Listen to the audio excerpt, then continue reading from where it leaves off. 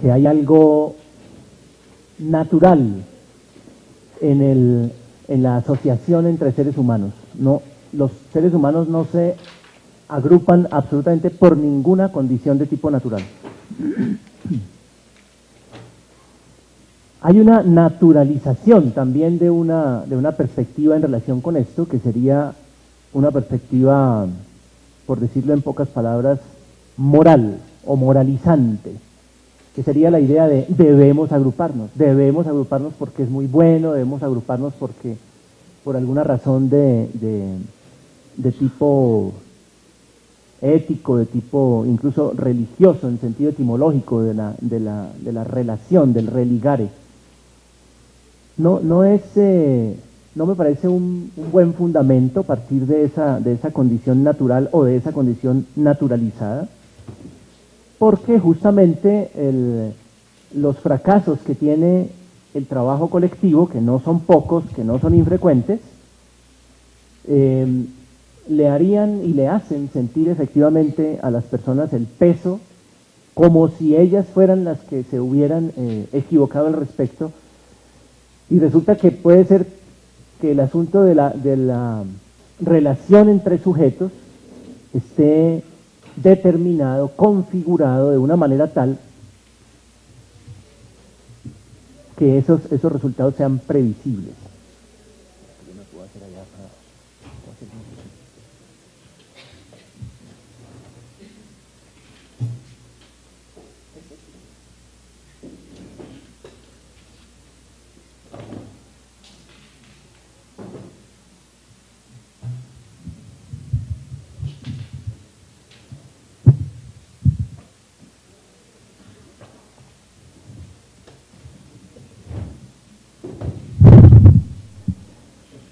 De la otra manera quedaba siempre mirando solo a unos y no a todos.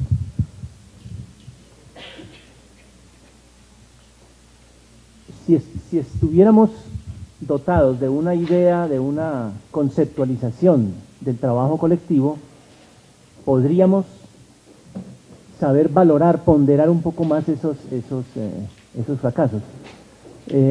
Los fracasos de lo colectivo tienen que ver con lo que nos sucede todos los días. En el trabajo colectivo del aula, por ejemplo, en este momento uno podría decir a qué ha dado lugar, si justamente de lo que se quejan, de lo que nos quejamos en los colegios es de la falta de interés, de la falta de respeto, de la indiferencia total por la posibilidad que tiene el trabajo colectivo, etcétera, etcétera, etcétera. Ustedes saben que de la última camada de maestros que fueron elegidos en la convocatoria en el Distrito Capital han renunciado, según cifras del sindicato, aproximadamente 1000 personas.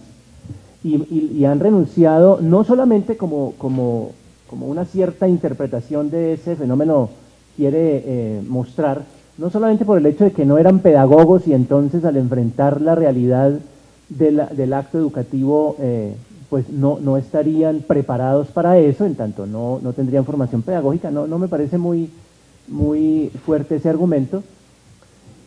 Lo cierto es que la queja de esas personas que renuncian es justamente por la dificultad, casi que por la imposibilidad, sienten ellos, de tramitar el tema de la violencia, el tema de la agresión, el tema de la indiferencia, el tema del irrespeto. Entonces hemos tenido trabajo grupal y discursos sobre las ventajas del trabajo colectivo y todo eso. ¿Y qué tenemos hoy? Pues tenemos la escuela desmoronándose delante de la indiferencia, los muchachos pegados de los aparatos, la relación con los docentes absolutamente deteriorada, la relación con la autoridad en general completamente deteriorada. De manera que me parece que tendríamos que reflexionar mucho sobre el tema de qué es el trabajo colectivo, de qué son los colectivos, para poder afrontar eso, para poder mirar qué es lo que está pasando. No se trata necesariamente de algo indefectible, no se trata de algo en relación con lo cual no podamos hacer nada. Incluso podría tratarse de algo en lo cual, con muy buena voluntad, hemos estado colaborando. Incluso por algunas de los propósitos del trabajo en equipo. Es decir, el trabajo en equipo, fíjese que per se no es muy bueno, porque para hacer la guerra se necesita hacer trabajos en equipo, para delinquir se necesita hacer trabajo en equipo, de manera que me parece que no debemos como teñir de esa aureola de cosa buena per se, sino que más bien debemos tratar de entender un poco de qué se trataría ese asunto del trabajo en equipo para poder, repito, diseñar el trabajo, para poder enfrentar los fracasos, para poder restablecer cada vez nuestra postura como profesionales de la educación ante los asuntos de lo que llamamos el trabajo colectivo. Un antecedente de esa reflexión que me parece muy interesante, lo comentaré brevemente, pero por supuesto queda en manos de los interesados ir a buscar esas fuentes. Un antecedente interesante es el de un texto llamado Psicología de las Masas y Análisis del Yo, que escribe Freud en los años 20, y que lo escribe, digamos, no por el prurito de ilustrar sobre el asunto de la psicología de las masas, sino justamente porque había un debate muy fuerte sobre el asunto de los colectivos. Había pasado la Primera Guerra Mundial, y la Primera Guerra Mundial había sorprendido en el sentido de que los hallazgos de la cultura, la cultura política que se había podido ganar, etcétera, había entregado sus armas ante el asunto de la confrontación bélica, que lo que se esperaba fuera más bien un ascenso de una nueva manera de ver las cosas, ¿sí? Se dio ante el asunto de la guerra. Y también, y no solo eso, sino que entre la Primera y la Segunda Guerra hubo todo tipo de muestras de que el conflicto no había terminado y que la gente se podía aglutinar para matarse entre sí, para matarse entre grupos. Entonces Freud estaba bastante interesado en explicar un poco qué es lo colectivo, para poder entender estos fenómenos, no para lamentar la guerra, sino para tratar de entender qué es la guerra, qué es lo que se tramita en eso. Entonces comienza diciendo que no hay un instinto gregario. Es un poco lo que les digo cuando planteo que no hay nada natural en el asunto de la asociación entre seres humanos. No hay un instinto gregario, no hay manera de explicar por el lado de lo hereditario, por el lado de los genes, el hecho de que los seres humanos se asocien entre sí.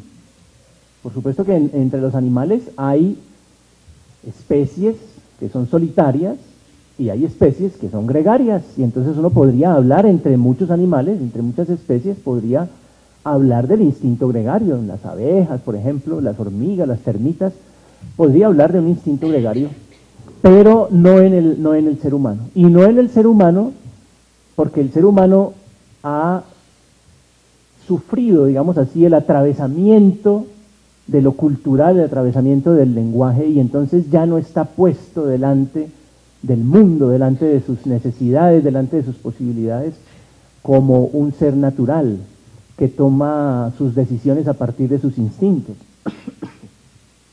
No, fíjense que nosotros no tomamos ninguna de las decisiones que los animales toman por instinto. Nosotros para eso tenemos el acervo cultural.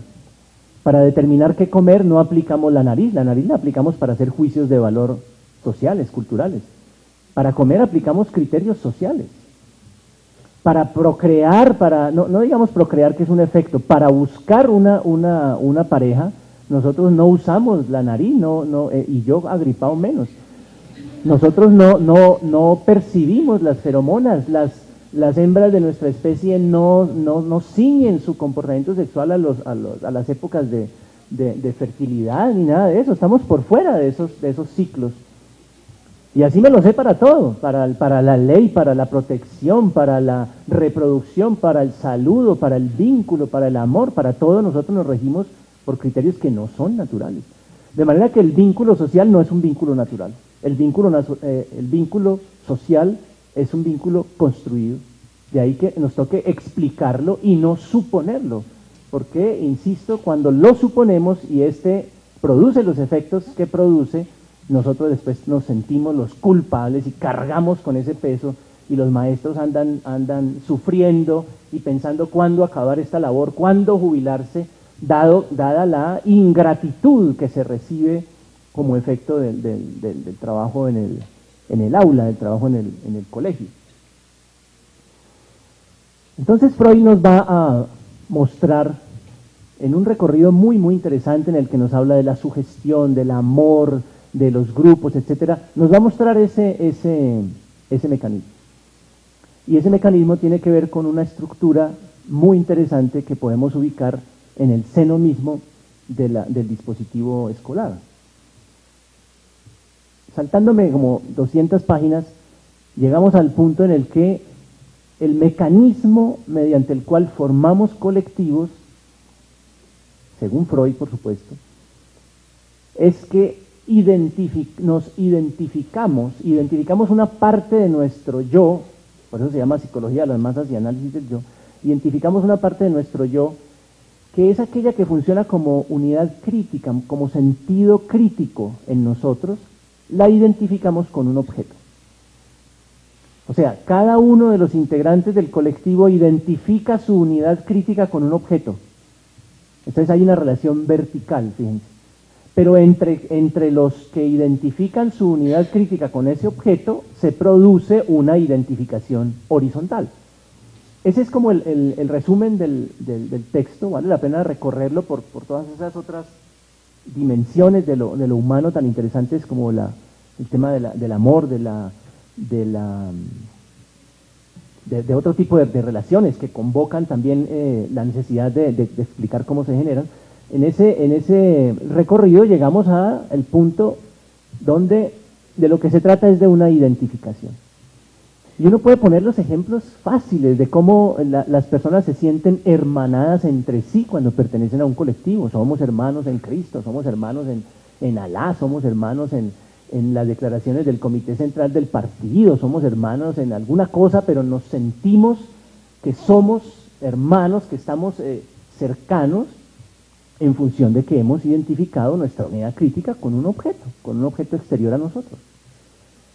Y cuando ese objeto desaparece, se disuelve, por ejemplo, esa hermandad y esa igualdad. Y es muy interesante porque lo que explica Freud ahí es que el mecanismo de agrupación, el mecanismo del religare humano es un mecanismo de tramitación de la agresión. O sea que formar grupos permite una cierta manera de tramitar la agresión. La agresión sería constitutiva de lo humano, no en sentido natural, también en ese otro sentido que quisiera explicarles. El colectivo sería un mecanismo de tramitación de la agresión y también se ve fácilmente nosotros, ¿sí? Y ellos, nosotros a los que nos gusta este equipo, nosotros a los que nos gusta este dictador, nosotros a los que nos gusta esta religión, nosotros a los que nos gusta tal cosa, y los que no, entonces son considerados de menor cuantía, de menor inteligencia, incluso de razas inferiores, etcétera. Miren que eso lo hemos visto a lo largo de toda la historia. Formar un grupo implica también formar un límite a partir del cual yo puedo tramitar mi agresión hacia el que no conforma el grupo. De manera que desde ya podemos decir que la idea de formar grupos, en la idea de formar grupos, late también una idea de cómo tramitar lo agresivo. Les pongo un ejemplo tonto, pero me parece contundente. Cuando los niños de tercero están jugando fútbol, se pegan, se pelean en el partido, se dan duro. Pero fíjense que esa enemistad, digamos, propia como de la contienda futbolística, se disuelve completamente cuando los niños de tercero A van a jugar contra los de tercero B. Ahora los que se peleaban son amigos. Si llegan a agredir a uno de ellos, todos se van a defenderlo, etcétera, ¿sí? Y ahora los de tercero A son los enemigos de tercero B, y las patadas que antes le daba al que está al lado mío, que ahora es mi hermano, ahora se las doy al de tercero B.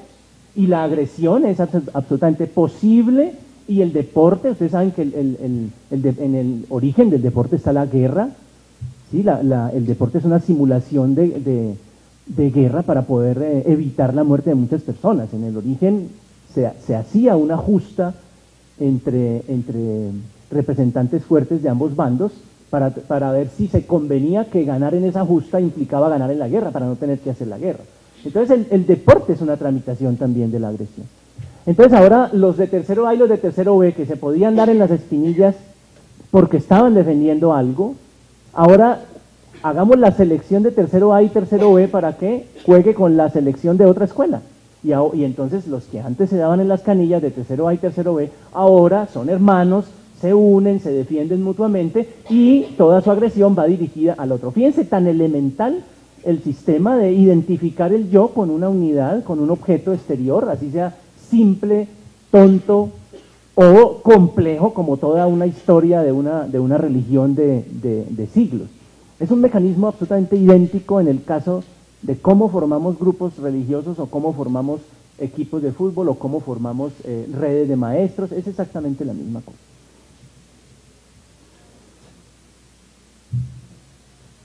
Entonces, digamos, ¿cómo vamos a pensar esto en la institución? ¿Vamos a eliminar la idea de los grupos o qué es lo que podemos hacer? Ahí saltamos a otro periodo que fue cuando Alemania invadió, se tomó Francia, y entonces había una serie de personas que no estaban de acuerdo con eso y crearon lo que se llamó la resistencia. El mecanismo de funcionamiento de la resistencia era muy interesante, porque como no se podían hacer grandes reuniones de muchas personas, dado que eran fácilmente perceptibles por los soldados alemanes, entonces se hacían reuniones de pequeños grupos,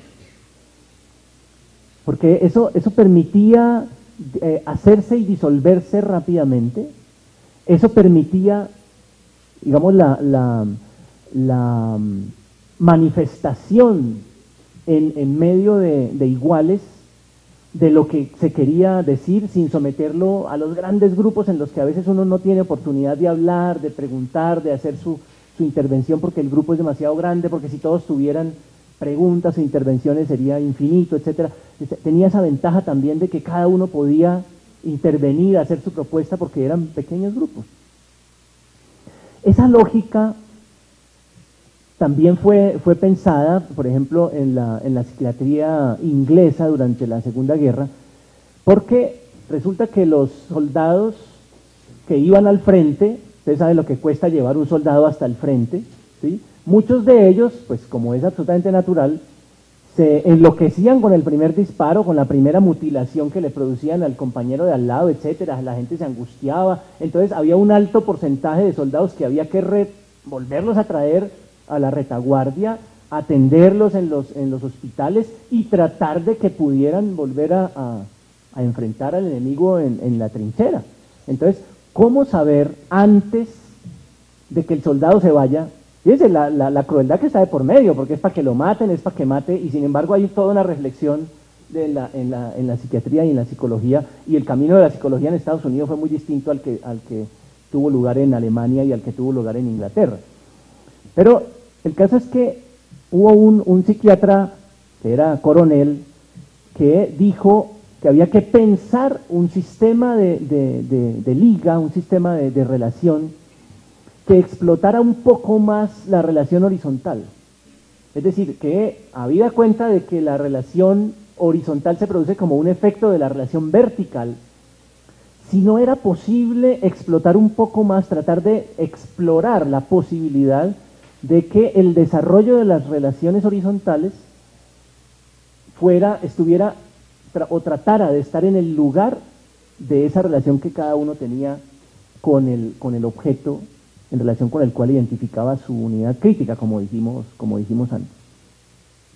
La exacerbación de eso lo tenemos hoy. Por ejemplo, las barras bravas, ¿cuál es el ideal de las barras bravas? ¿Cuál es el objeto con el cual identifican su unidad crítica? No, casi que se redujo fíjense, el esfuerzo por tratar de producir un efecto de liga horizontal sin contar con lo vertical, produjo que casi que por estructura, no porque los hombres sean buenos o malos, por estructura, si ustedes eliminan ese elemento referencial externo, la única razón del vínculo entre los semejantes es la agresión.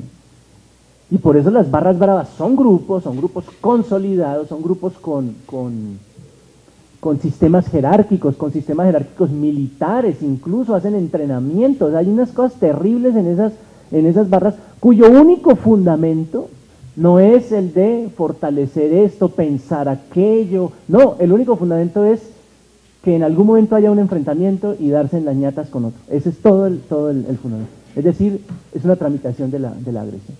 Entonces, fíjense, tenemos los dos extremos.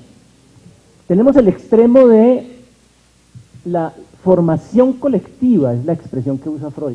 La formación colectiva en la que el sujeto se disuelve prácticamente en la identificación con el objeto externo, que hace las veces de ideal del yo, que hace las veces de unidad crítica.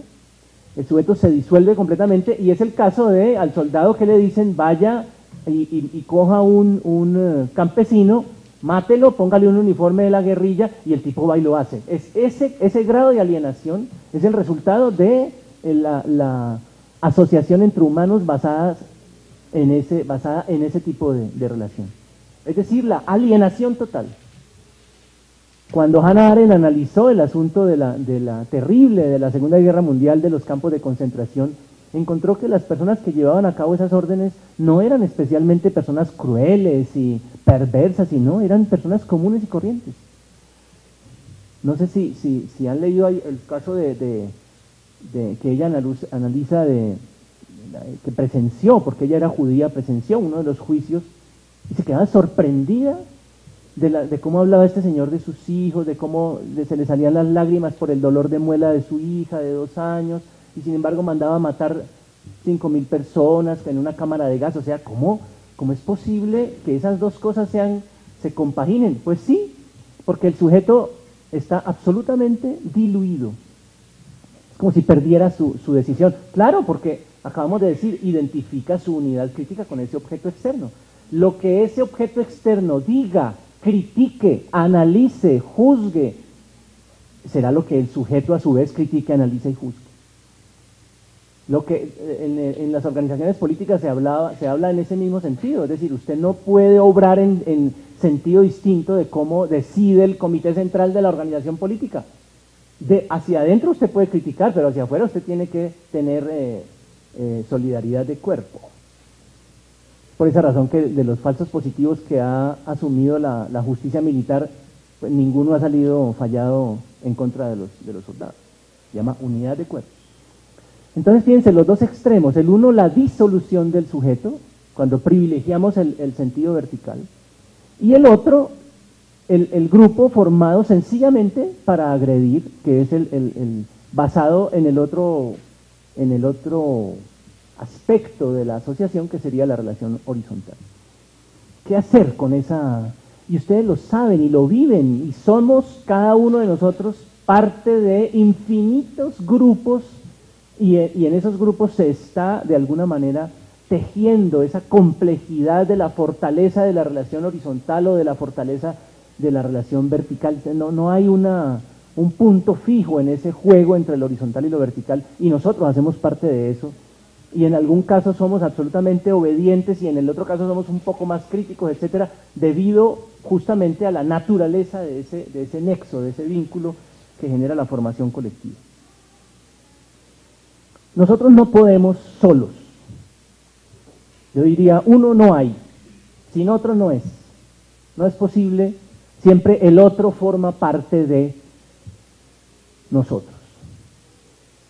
De entrada dijimos, no hay el vínculo instintivo con el mundo que nos permite sobrevivir, de manera que estamos de entrada inmersos en el campo del otro.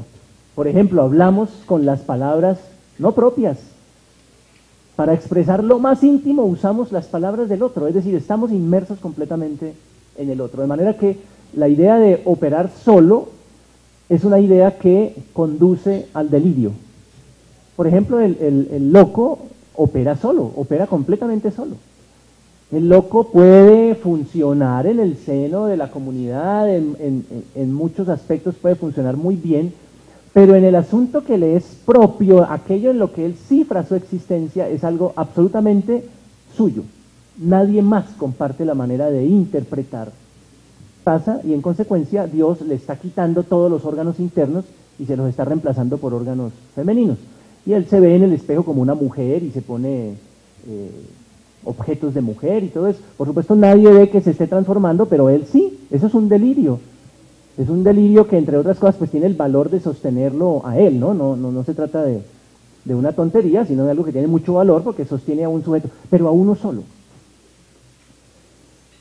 Ahora, cuando generamos el grupo de dos, hay otro riesgo.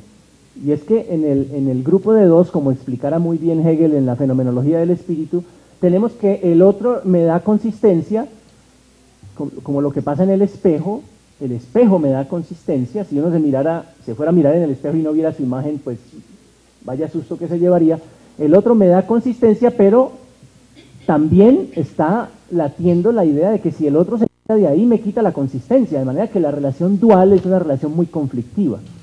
Miren en todas las películas, estas últimas que han estado produciendo de dibujos animados, como siempre hay unas parejitas que son muy parecidos y cuya característica es justamente la de estarse como golpeando, como peleando entre ellos. Es esa idea de que la pareja, el número 2, está muy ligado a esa idea de la consistencia, pero también de la inconsistencia, y por lo tanto, no porque hayamos visto mucha televisión, ni porque seamos así, ni nada de eso, sino que es estructural a esa condición, es una relación que genera la agresión, genera los amores más desesperados, pero también las agresiones más desesperadas.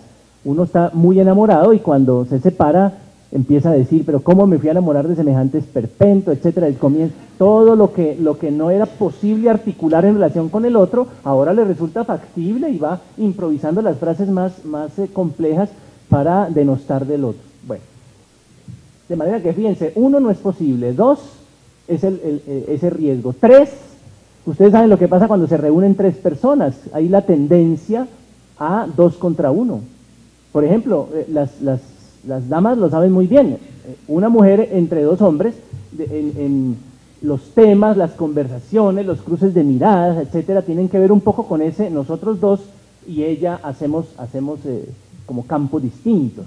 El tema del chiste, el tema de burlarse del otro, etcétera, siempre se genera ese número 3 es muy inquietante porque uno se pregunta ¿a dónde pertenezco yo? Si son solamente 3.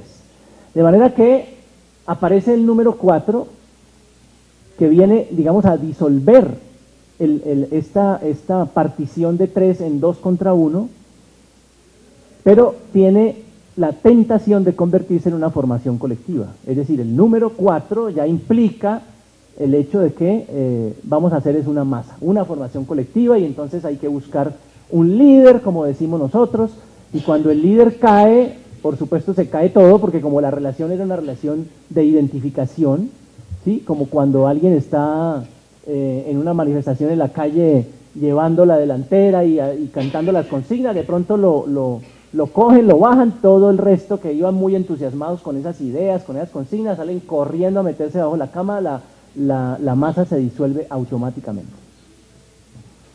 Entonces, ¿qué hacer cuando, fíjense, 1 solo no puede, 2 es la tentación de la agresión, 3 es el turno para buscarle la diferencia al otro para poderlo segregar, 4 es la tentación de la formación colectiva? En ese punto, Lacan retoma esa experiencia que les decía de la resistencia francesa y se inventa un grupo que son 4 personas representando este tema de la formación colectiva, 4 personas, y alguien que venga de afuera a romper el lazo. Digamos, la idea del grupo era un poco lo que una de las cosas más importantes que yo quería decirles cuando me invitaron a hablar del trabajo en grupo, del trabajo en equipo, de la convivencia. Me parecía esto clave. Un grupo, para que sea productivo, tiene que estar conformado como una formación colectiva, pero tiene que tener un ingrediente que todo el tiempo lo desbarate. Por ejemplo, en el caso nuestro, también es una experiencia que todos hemos podido tener, la de los grupos. Basta con decirle a la gente, ahora van a discutir por grupos tal cosa, y ustedes pasen por los grupos y pues algunos están trabajando en la cosa, pero la tentación es la de empezar a conversar, a hablar de lo que hicimos ayer y hace cuánto que no te veía, etcétera. Ayer te mandé un correo electrónico, pero no me lo has respondido. Es la tentación del grupo, y termina uno firmando un trabajo que hizo una sola persona, ¿sí? Porque así nos pasaba a nosotros, ya cuando ya nos cogió la hora, o sea, ya no tenemos tiempo, entonces usted hace esta parte y usted hace esta otra, y yo pegamos y firmamos ese es el trabajo, el trabajo en grupo, o sea, y hay una tentación absolutamente normal, porque nosotros somos así, es decir, hay una facilidad en eso, hay un recreo en eso, que no nos lo vamos a perder por las dificultades que implica, digamos, una red o un grupo formado para producir algo. Siempre estamos pensando en que otro sabe más que nosotros y podría hacer mejor el trabajo, etcétera. Si ven esa idea de este es mejor en matemáticas, aquel es mejor en lenguaje, de manera que somos grupo, pero tú haces el trabajo de matemáticas, él el de lenguaje y yo el de sociales. Esa idea sería la que el trabajo en equipo, cuando quiere ser un trabajo en equipo, tendría que romper. O sea, un grupo, y el número 4 es sencillamente simbólico, podrían ser 50, pero la idea es, ¿y qué elemento viene a romper la lógica de grupo? O sea, grupo en sí mismo no es bueno. Grupo se hace, recuerden, para patear homosexuales, para patear a los del Nacional, o a los del Santa Fe, o a los del América, etcétera. Grupo se hace para las mejores y para las peores cosas, de manera que grupo en sí, digamos, no es bueno. La idea es, ¿cómo hacemos de la fuerza del grupo una potencia para trabajar nosotros? Entonces, el aporte que hace Lacan, me parece, en ese punto, es introducir un elemento que rompa todo el tiempo la tendencia a constituir grupo. Es decir, un elemento que formando parte del grupo no forma parte del grupo, en el sentido en el que se opone a su lógica como grupo. Él llamó a ese asunto, lo llamó extimidad, como por oposición a intimidad. No es algo que no es del grupo, no es de los nuestros, no es alguien al quien podemos volver cómplice de la conversación que implica la pereza de trabajar, sino es aquel que formando parte del grupo, digamos, es exterior al grupo, es extimo, está adentro pero está afuera, es como una exclusión interna.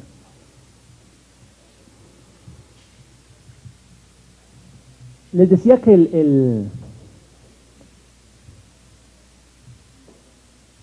punto de lo horizontal y lo vertical tenía al menos como un aire de familia con la estructura de lo que ocurre en el aula.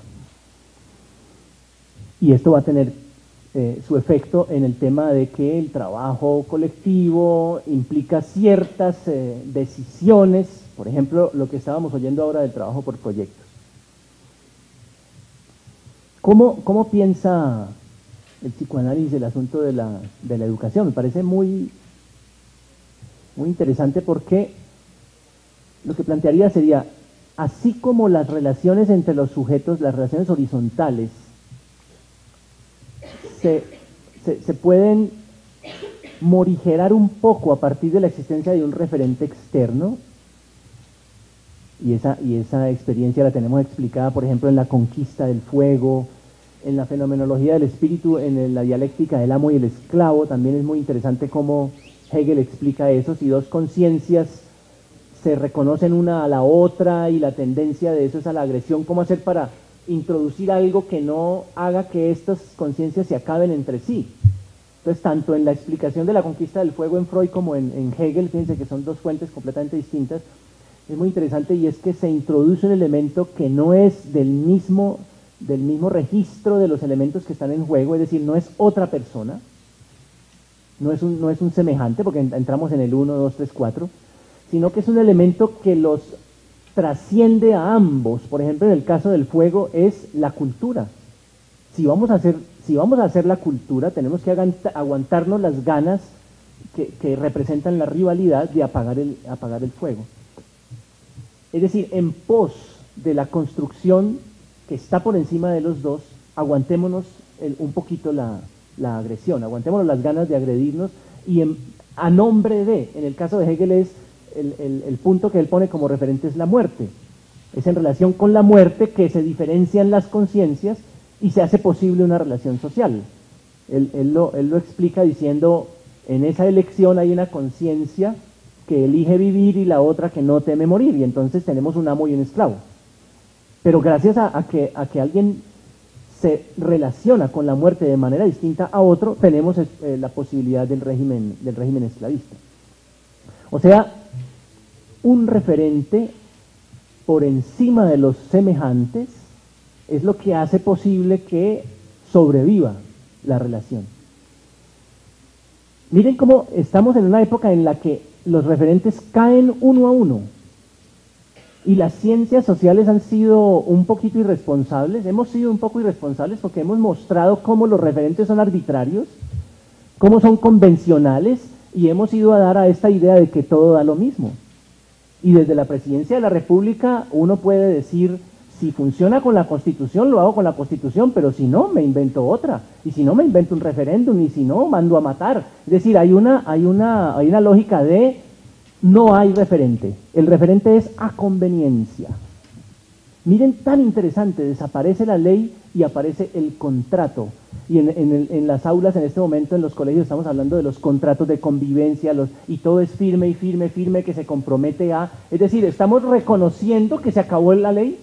Antes uno respetaba a un maestro, ¿por qué? Porque se hacía respetar por la autoridad en relación con el saber. Había algo en la vida social que funcionaba como un referente que hacía que yo no viera a un viejo pendejo al cual echarle cáscaras de naranja, sino a una persona a la que había que respetar. Pero hoy cayeron los referentes, fíjense, y miren la lógica tan interesante, cayó el referente, cayó el tercero, cayó el que nos trasciende, y lo que quedamos es nosotros frente a frente, haciendo ¿qué? Pues agrediéndonos, denostando unos de otros, bostezando, mostrando el hastío de la existencia. Ya no hay a dónde recurrir. Si nos aburrimos, ¿a dónde recurrimos? Y a lo que recurrimos es a lo que nos produce la misma jartera.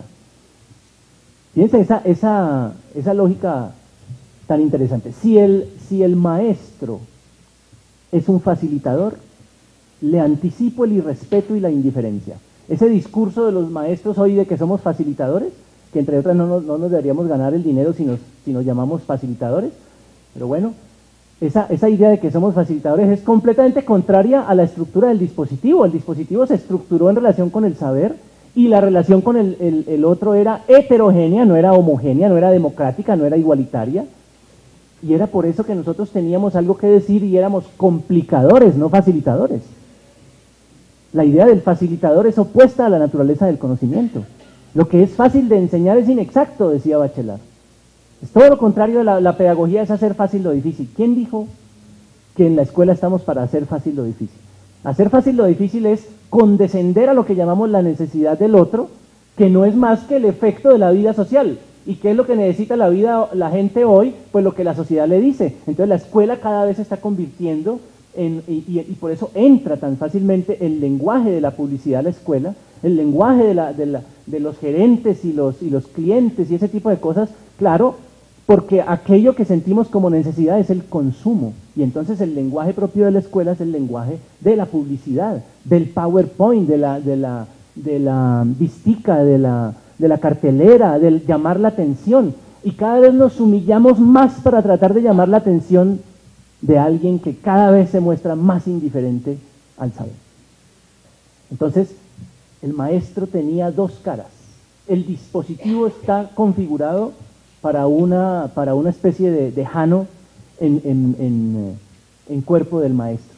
Y es que el maestro tiene una cara del saber expuesto. Es que el maestro algo sabe, o algo sabía, yo no sé ya si algo sabe, pero algo sabía. Y como el maestro algo sabe y algo expone de su saber, no es alguien que llega a preguntar ¿qué quieren aprender hoy? Por Dios. Necesitaríamos una escuela para que los niños digan qué es lo que quieren aprender. Para eso está el internet, el club, la barra de amigos. El maestro que llega a preguntar ¿qué quieren aprender? Es un maestro que no sabe, que no quiere saber. Gracias a la exposición, gracias a que el maestro daba razones, gracias a que daba cuenta de que sabía algo, y no estamos diciendo que ese saber tiene que ser preciso, exacto, no, ni mucho menos, que sabía algo. Gracias a eso había una suposición de saber del lado del estudiante. Entonces se configuraba en esta primera cara del maestro una relación entre expuesto y suposición, entre exposición y suposición. Cuando yo era catedrático en la Universidad del Valle, a propósito, no soy doctor en educación de la Universidad del Valle, cuando yo trabajaba en la Universidad del Valle, Estanislao Zuleta era profesor de la universidad, y había un cursito que se llamaba Mitos y Leyendas, y lo inscribían como unos 15, 16 estudiantes, y lo programaban en un auditorio de 500 personas, porque a la clase de Zuleta, a la que estaban inscritas 15 o 16 estudiantes, iban 500 personas a oírlo. ¿A oír qué? A oír lo que suponían, fíjense, tan interesante, porque lo habían escuchado una vez y decían, este tipo sabe algo, ¿y qué nos tendrá que decir? Porque cuando alguien sabe algo y lo bota todo en la primera vez, ¿sí? Pues entonces ya no hay que ir a escucharlo más, ya oí todo lo que me quería decir. Porque si está por ejemplo, en la perspectiva de la información, pues efectivamente está perdido frente a los medios de comunicación hoy en día. Hubo una época en la que un niño no podía saber que las mariposas tenían lengua si no era porque un profesor se lo explicaba por allá en el último rincón de España. Hoy los niños no solamente saben eso, sino que saben 20.000 cosas más que nosotros. Por lo tanto, el maestro nunca, aunque así pareciera en alguna época, nunca representó la información, representó otra cosa. Representó, en primera instancia, como les digo, que sabía algunas cosas de las cuales se exponía y por lo tanto había una suposición del lado del otro, pero fundamentalmente, el segundo punto me parece más importante porque ya toca a nuestra especificidad. En segunda instancia, el maestro no está hablando ante colegas, está hablando ante muchachos en formación, ante niños, ante muchachos, ante adultos, pero está hablando ante personas en formación, no se está dirigiendo con una gramática, con un tecnolecto a aquellos que manejan esa misma gramática, que hablan de la misma manera, no, está hablando ante personas que no saben lo mismo que él. Entonces viene la otra cara del maestro. La otra cara del maestro es el deseo. En tiempos difíciles de Charles Dickens hay una frase hermosa. El narrador dice en algún momento, Tiempos difíciles es una novela dedicada a la educación. No sé si los que la leyeron concordarán conmigo. Es prácticamente una reflexión sobre los efectos en algunas personas, de un proceso educativo orientado de cierta manera. Pues la literatura nunca habla de universales, siempre habla de casos particulares. Entonces el narrador dice en algún momento esta joya: si hubiera sabido un poco menos, habría tenido la oportunidad de enseñar mucho más y mejor, algo así. Entonces fíjense, esa sabiduría de Dickens expresa que la dimensión del maestro de cara a sus estudiantes es la de la falta, no la de la llenura, no la del total conocimiento. Ante alguien que representa el total conocimiento, solo queda la humillación. Cuando alguien lo sabe todo, uno no tiene más que agachar la cabeza, salir corriendo, ¿sí? Como cuando a uno le dicen el 49.98% de los estudiantes tiene nivel A de competencias en la prueba de Yese. Uno tiene que guardar silencio porque ustedes saben toda la complejidad que representa obtener esas dos decimales, el 9.98%. Si a uno le dicen más o menos la mitad, entonces ahí uno pide la palabra. No, pero ¿cómo así? ¿De dónde sacó ese dato? Pero cuando le dicen 49.98, toca decir silencio total. El saber total es un saber apabullante. Por lo tanto, lo que está diciendo la novela de Dickens es: el maestro encarna no el saber total, sino encarna la falta en relación con el saber. Y la falta en relación con el saber, no la falta que exponemos al otro en el reality show, sino la falta en relación con el saber quiere decir el deseo de saber. Cuando un maestro tiene deseo de saber, encarna ante el otro, no es que lo diga, no es un asunto de cantaleta, encarna ante el otro un camino de deseo en relación con el saber. Pero es que la escuela está edificada en relación con el saber. La escuela no es un club de natación, no es un club de equitación. Su eje es el saber. Por eso seguimos diciendo matemáticas, lenguaje, cálculo, física, química, biología. Así los procesos transversales no nos dejen hablar de biología, así las visitas de las 50.000 ONGs y Secretaría de Educación y universidades que están haciendo investigación no nos dejen dar clase, se supone que estamos dando clase de química, se supone que estamos dando clase de biología, de cálculo. O sea, como es en relación con el saber, la falta en relación con el saber que encarna el maestro delante del otro es el deseo de saber. Y eso, fíjense, el niño le supone un saber al otro porque expone parte de ese saber y porque no lo utiliza para enrostrárselo al otro, sino para la oportunidad. Digamos, el saber en reserva del maestro es un saber que explota la oportunidad. Eso que estás diciendo es muy interesante. Fíjate que hay un cuento de Quiroga donde se plantea eso. Esa reflexión, esa discusión que están teniendo ustedes dos allí, fíjense cómo está planteada en esta tragedia de Sófocles. Ese saber no es un saber para enseñar Sófocles y Quiroga, es un saber que busca la oportunidad, es un saber en reserva. Y eso revela una posición del docente frente al saber que no puede encarnar para el otro más que un camino en relación con el deseo. Y eso pone límites al otro. El sujeto que encuentra un camino en relación con el deseo, en relación con el saber, y fíjense que por eso la oferta es tan amplia, le dicen a uno biología, matemáticas, etcétera, ¿sí? Para que uno pesque alguna cosa, el sujeto que pesca algo en relación con eso, lo pesca porque lo decide él. Es la paradoja del dispositivo, nos obligan a ir allá, nos obligan a madrugar, a coger el cuaderno, a copiar, a hacer tareas, pero sin embargo la esperanza es que en algún momento el otro muerda el anzuelo y por su propia cuenta se entusiasme con algún saber. De ahí el abanico tan amplio de saber. De manera que, fíjense, el maestro en esa perspectiva es un investigador de su disciplina porque tiene una relación sólida con el saber. Cuando no lo es, el referente que le impedía la relación directa con el otro, gracias a la cual no tiene que enfrentarse al otro, el referente va cayendo y ¿qué va quedando a la luz? El otro para decirle cállese, quítese eso, póngase, peínese, báñese, haga la tarea, no moleste, etcétera, y se nos convierte el 70% o más de la clase en la cantaleta porque justamente no hemos podido, y pues no es culpa nuestra, es un asunto de época, que pensar no está de moda, no hemos podido constituir ese referente para el otro. Fíjense, tan interesante, ese lenguaje que habla de una educación basada en el amor, en la comprensión, en la igualdad, etcétera, es un discurso angustiante, es un discurso angustioso, es un discurso que viene de la angustia de alguien que ve cómo se le sale de las manos y empieza a tratar de solucionar.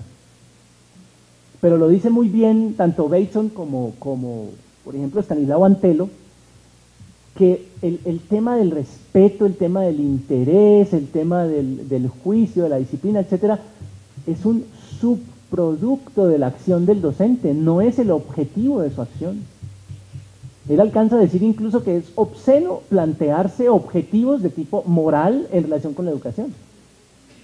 Uno trabaja en relación con el saber, tiene esa doble cara de el trabajo expuesto y el saber supuesto, el saber en reserva para aprovechar la oportunidad, encarnar el deseo en relación con el saber delante del otro. Ese trabajo es un trabajo que puede producir como productos que la gente quiera el saber, que la gente respete al maestro, que la gente se respete entre sí, etcétera. Puede.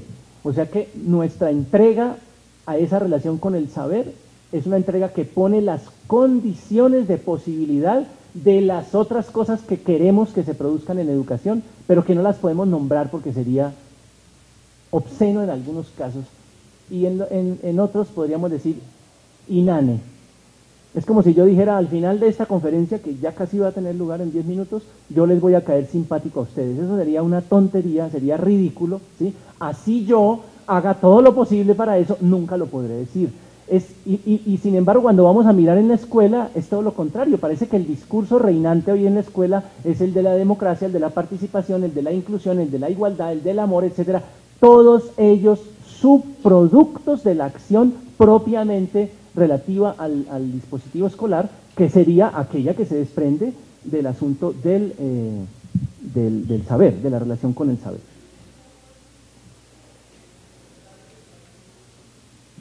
No entendamos por deseo aquí una cosa que florece en el corazón del sujeto y que ya estaba ahí desde antes y no.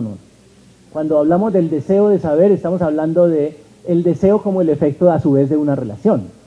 Es decir, que si el maestro tiene una relación de deseo con el saber, es porque él a su vez tuvo unas relaciones en las cuales eso se produjo como efecto.